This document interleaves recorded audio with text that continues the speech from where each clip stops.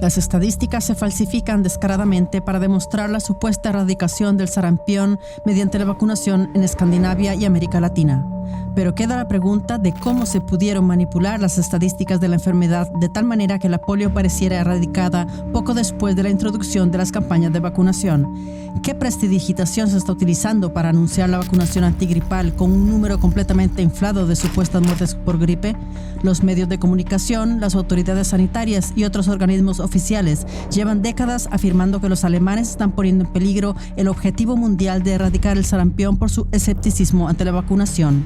Si quieren aumentar la confianza de la gente en las vacunas, ¿por qué no presentan cifras verdaderas, claras y no manipuladas?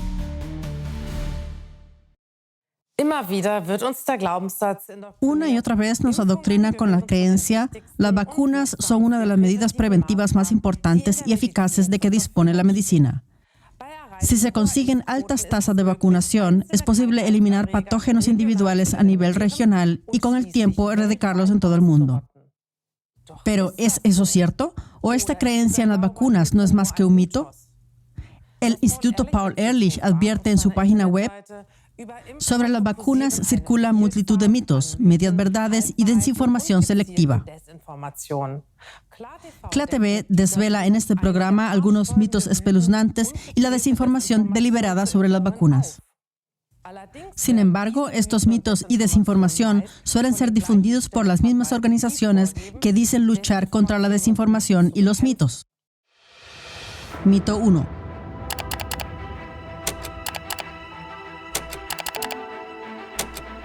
Exitosa erradicación del sarampión mediante programas de vacunación. En el programa Disminución del 99% de las muertes por sarampión antes del inicio de las vacunaciones, las estadísticas de mortalidad ponen al descubierto el truco propagandístico de la industria farmacéutica. CLA-TV ya demostró que no fueron las vacunaciones, sino la mejora del nivel de vida y la consiguiente mejor situación nutricional, la mejora de la higiene, etc., lo que provocó la disminución de enfermedades como el sarampión. Como resultado, la tasa de mortalidad de muchas enfermedades antes temidas se redujo prácticamente a cero, incluso antes de que se introdujeran las vacunas.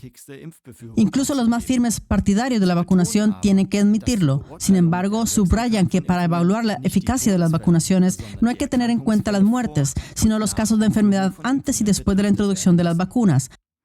Una amplia cobertura de inmunización ha llevado a una drástica reducción de los casos de sarampión o incluso a su completa erradicación en muchos países. Pero, ¿es realmente así? A primera vista, las cifras y estadísticas presentadas parecen hablar realmente a favor del éxito de las vacunaciones. El RKI, por ejemplo, afirma: según la OMS, el número estimado de casos de sarampión transmitidos en el mundo se redujo en un 71% entre 2000 y 2024, pasando de unos 38 millones a unos 11 millones de casos gracias a la vacunación antisarampión. Wikipedia afirma: las vacunaciones han reducido enormemente el número de casos de sarampión en el pasado, en más de un 95% entre 1980 y 2013. El continente sudamericano y norteamericano está prácticamente libre de sarampión. La razón de ello son los programas de vacunación supuestamente constantes. Finlandia también se destaca repetidamente de forma positiva. El Süddeutsche Zeitung escribe: en materia de vacunación, los expertos miran a Finlandia con admiración. El país escandinavo fue el primero del mundo en eliminar el sarampión. En 1996, Finlandia estaba libre de sarampión. Pero no en vano, dice el refrán, no confíes en ninguna estadística que no hayas falsificado tú mismo. Es posible que el número de casos de sarampión haya disminuido drásticamente no debido a los programas de vacunación a escala nacional, sino por razones completamente distintas. Por ello, CLA-TV ha analizado las cifras y estadísticas para usted. Factores que influyen en las estadísticas. Primero, conducta informativa de los médicos.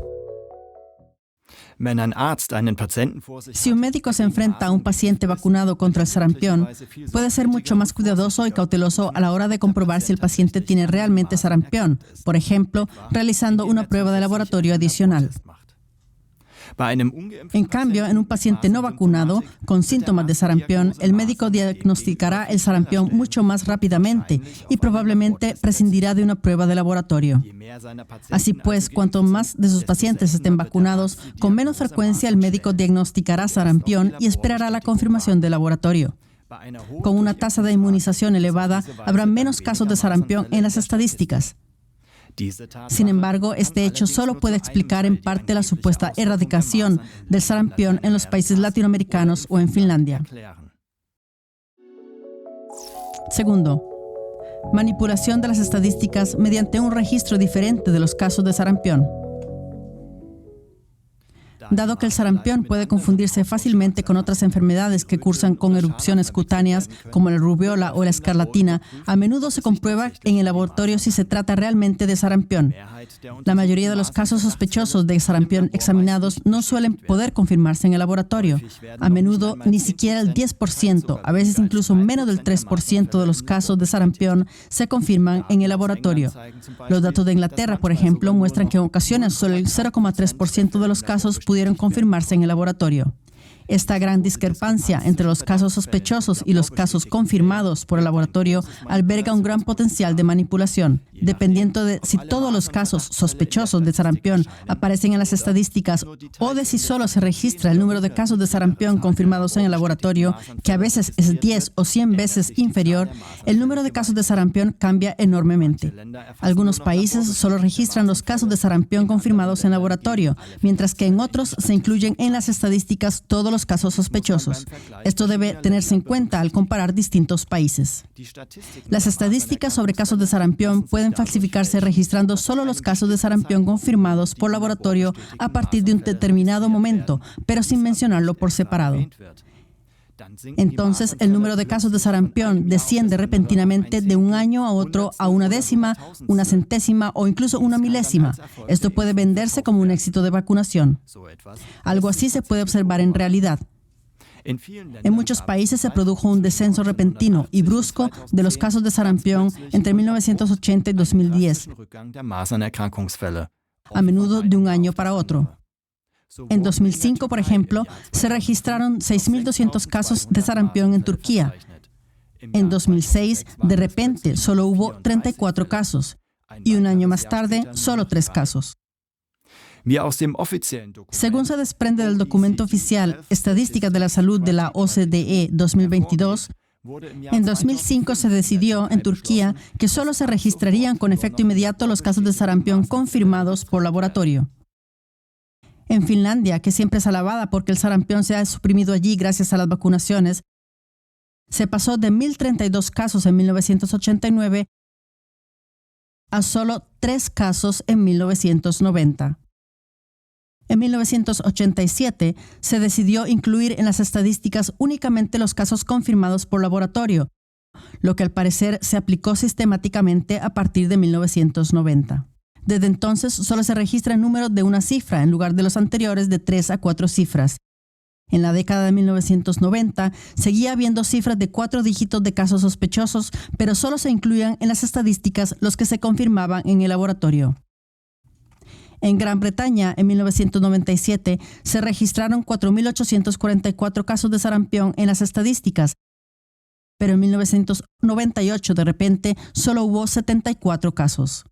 En Madagascar, el número de casos de sarampión descendió de 35.558 en 2004 a solo 2 casos en 2006.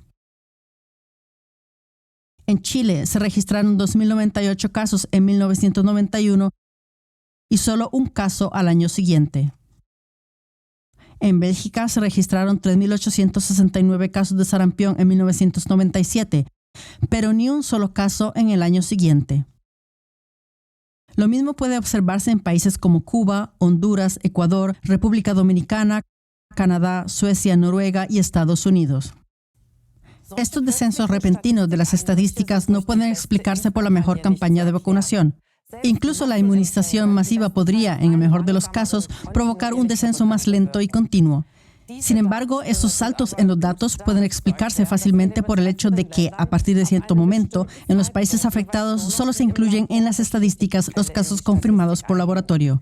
La OMS no lo menciona. En cambio, le gusta citar a estos países como ejemplo y prueba del supuesto éxito de la inmunización contra el sarampión. Sin embargo, este descenso en el número de casos no tiene nada que ver con las vacunaciones. Así que no se escatiman falsificaciones evidentes para mantener el mito de que las vacunaciones han reducido los casos de sarampión. Así lo demuestra también el siguiente gráfico. Procede de la presentación de PowerPoint de 2011, logro y mantenimiento de la eliminación del sarampión y la rubiola, de la Organización Panamericana de la Salud, OPS, una especie de suborganización de la OMS para los países latinoamericanos. Se trata de un informe sobre el programa de eliminación del sarampión en los países de América Latina. El gráfico pretende ilustrar el enorme éxito de la vacunación en la eliminación del sarampión. Tampoco debe omitirse la referencia en negrita, bajo el gráfico, a que este programa de eliminación del sarampión ha evitado supuestamente 3,2 millones de casos de sarampión y 16,000 muertes por esta enfermedad y ha ahorrado $208 millones estadounidenses en costes de tratamiento. En la versión anterior del informe de 2010 se mostraba el mismo gráfico. El eje Y también estaba etiquetado como casos confirmados, pero también había dos pequeños asteriscos en superíndice con la nota abajo a la izquierda. Prior to 1995 reported cases, es decir, casos notificados antes de 1995. En lenguaje llano, antes de 1995, el gráfico muestra los casos notificados sospechosos de sarampión. A partir de 1995, solo los casos confirmados. Por supuesto, de repente hay muchos menos casos. La nota a pie de página, que hacía referencia al cambio de registro a partir de 1995, simplemente se omitió en la versión más reciente. Wolfram Klingele, que lo descubrió, califica con razón este gráfico completamente falsificado de tergiversación descarada, que por desgracia no es un caso aislado con este tema. Los supuestos éxitos de la vacunación contra el sarampión que se citan repetidamente son, por tanto, en sí mismos mitos y desinformación, ya que se basan en la manipulación de estadísticas, información engañosa y falsificaciones descaradas. Sin embargo, la OMS, las autoridades sanitarias y los medios de comunicación no se cansan de afirmar que Alemania está poniendo en peligro el objetivo mundial de erradicar el sarampión debido a una supuesta fatiga vacunal, ya que en Alemania se registran muchos más casos de sarampión que en países industrializados como Finlandia o países latinoamericanos. Sin embargo, lo que no se menciona es que, a diferencia de Finlandia o Latinoamérica, en Alemania también se incluyen en las estadísticas los casos sin confirmación de laboratorio. Mito 2.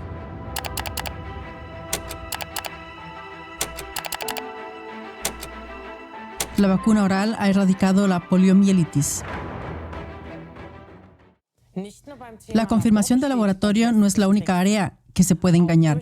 Una enfermedad también puede desaparecer casi por completo de un año para otro, cambiando la definición de la enfermedad. La poliomielitis es un excelente ejemplo práctico de este tipo de fraude estadístico. La BMG y el RKI afirman: nadie en Alemania se ha infectado de polio desde hace más de 25 años.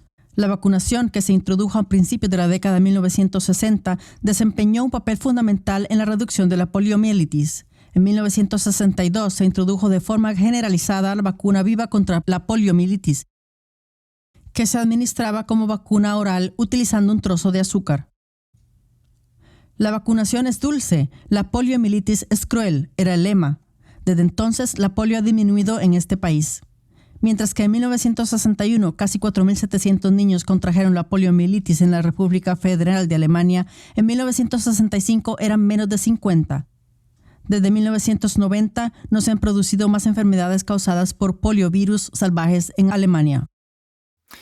Si se mira más de cerca, aparece la siguiente imagen. Antes de la introducción de la vacunación antipoliomielítica, los casos en los que los síntomas de parálisis solo se producían en un único día se registraban como poliomielitis. Tras la introducción de la vacunación, se modificaron los criterios de diagnóstico, de modo que a partir de entonces solo se contabilizaron como poliomielitis los casos que se presentaban síntomas de parálisis durante un periodo de 60 días. Al mismo tiempo, los casos más leves, que antes se registraban como poliomielitis y antes constituían la mayoría de los casos de poliomielitis, ahora se registraban bajo otras enfermedades, como la parálisis flácida aguda, PFA. Así pues, la polio no se ha erradicado, solo se han inventado diferentes nombres para la polio, de modo que casi no hay casos reales de polio en las estadísticas. Estos cambios en las definiciones de la enfermedad por sí solos provocaron un fuerte descenso de los casos de polio sobre el papel prácticamente de la noche a la mañana. Por supuesto, esto no tuvo absolutamente nada que ver con la inmunización. Sin embargo, se ha demostrado que la propia vacunación oral ha causado repetidamente casos de poliomielitis, incluso muertes. Además, millones de personas en todo el mundo recibieron vacunas antipoliomielíticas contaminadas con el virus cancerígeno del mono SV40. La poliomielitis no es un caso aislado. También hay otras enfermedades que de repente recibieron un nombre diferente y por tanto desaparecieron de las estadísticas. Un ejemplo bastante reciente es la gripe. Casi no se registraron más casos de gripe en 2020 a 2022. En aquella época, a cualquier persona con síntomas de resfriado se le hacían pruebas para detectar el coronavirus. Si la prueba era positiva, se interrumpía la búsqueda de virus de la gripe y el caso se registraba como coronavirus positivo. No se hizo ninguna otra distinción en cuanto a si el paciente estaba con o de coronavirus o había fallecido. Así pues, casi todos los casos de gripe se registraron simplemente como casos COVID y por tanto desaparecieron de las estadísticas de gripe. Mito 3.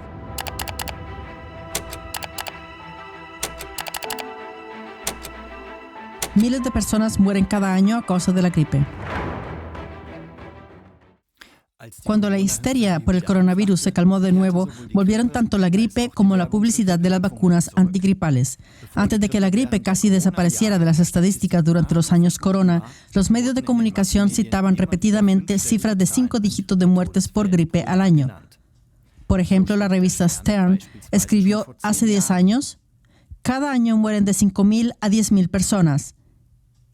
En el invierno de 2014-2015, el Instituto Robert Koch llegó a contabilizar 21,300 muertes por gripe en Alemania. El hecho de que tantas personas mueran de gripe no debería ser así, porque existe una vacuna contra los virus de la gripe. El Instituto Robert Koch cita cifras comparativamente elevadas. Estas cifras se utilizan a menudo para atizar el miedo con el fin de comercializar la vacunación antigripal como solución. En cambio, la Oficina Federal de Estadística solo enumera 79 muertes por gripe en 2014 y 700 en 2015, es decir, no cifras de 5 dígitos, sino solo de 2 a 3 dígitos. Si se suman estas dos cifras, se obtienen 779 muertes por gripe en el invierno 2014-2015, pero no 21,300. Entre 1998 y 2016, la Oficina Federal de Estadística solo registró unos cientos de muertes por gripe al año. En algunos casos, solo entre 70 y 80 muertes al año. ¿Cómo puede explicarse la diferencia entre las supuestas 10,000 a 20,000 muertes por gripe al año y el número real de muertes por gripe registradas? ¿Por qué las cifras dadas por el RKI y citadas en los medios de comunicación son tan superiores a las de la Oficina Federal de Estadística? Wolfram Klingele,